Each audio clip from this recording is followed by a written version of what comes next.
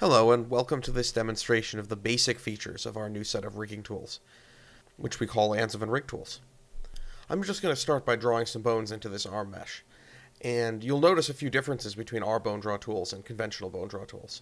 We can adjust it in different viewports even as we're drawing it, and the bones are aware of the mesh around them even as I draw. Anywhere my mouse is hovering over, it will find the center of that geometry.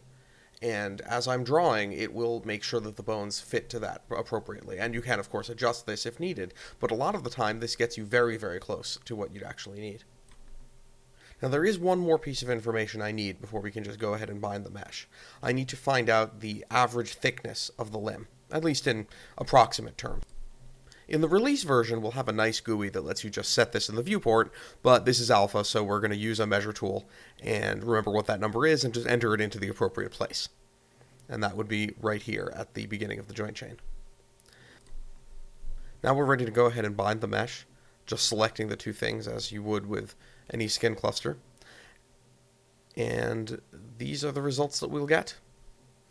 Immediately, with no weight painting or futzing with the limb in any way, we're getting some really nice deformation, and this is really evident especially on the shoulder. Now, there are a few areas here that are deforming more than you'd probably want, and we can paint those away as needed.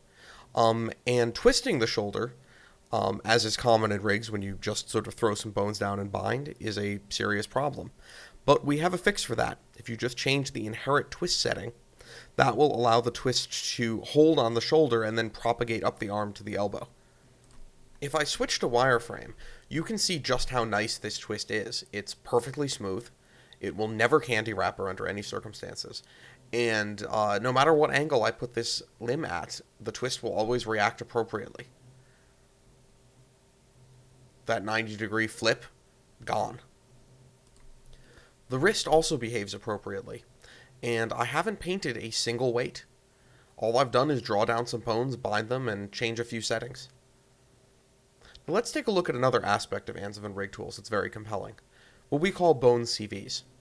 Every bone is a spline. In fact, this entire chain of bones is a spline. And that means at any time I can go add CVs to it, just as you can with any other spline, and have the ability to go pull it around into any shape I want. There are no limits on the number of CVs I can add. I can go ahead and add another one in here. Didn't really cost me anything in rigging time to do it. I still haven't painted a single weight. What this does is to allow you to make certain kinds of changes to the rig on the fly, since you can do this in an animation scene even if the rig has been referenced in. So an animator can decide to add some additional bone CVs as necessary in a given shot because they need the additional control just for that shot without cluttering the rig for every other animator working on the production.